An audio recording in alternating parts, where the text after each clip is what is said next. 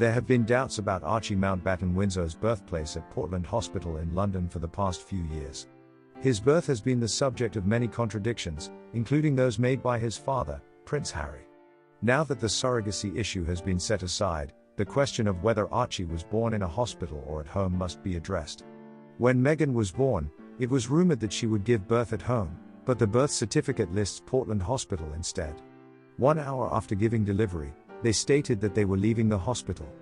All of these arguments are legitimate and show that something is strange about their claim, but the information on the two physicians who purportedly gave birth to the two children raised the most red lights for me. Recently, the London doctor who is credited with giving birth to Archie denied doing so. The day Lily was meant to have been born, she was out of town, and the doctor who was supposed to have delivered Lily abruptly shut down her business. More than anything else, this leads me to believe that both pregnancies and births are fraudulent.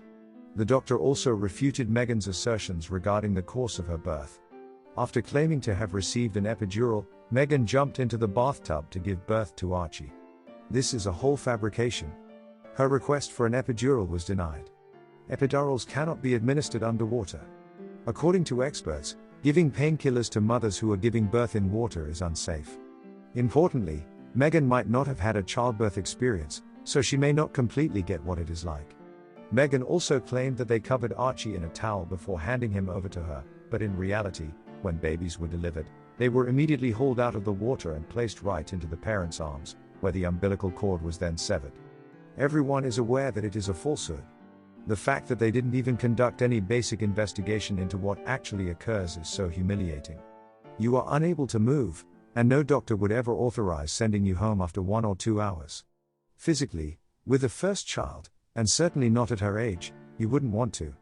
Archie was not born by Meghan, and his birth date is not May 6th. They have Mexican cuisine before obtaining an epidural for a senior water delivery, and within an hour, while Harry is still buzzed from a full tank of laughing gas, they are up and leaving for home.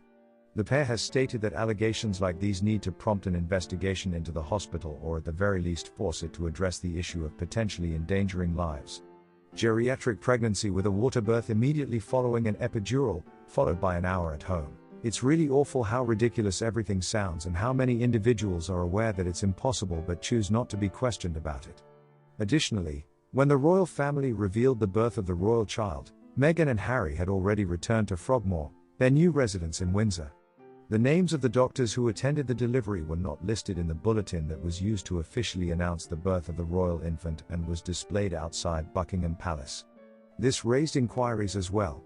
Emily Andrews, the Sun's royal correspondent, seems to imply that palace staffers weren't sure how to handle the circumstance.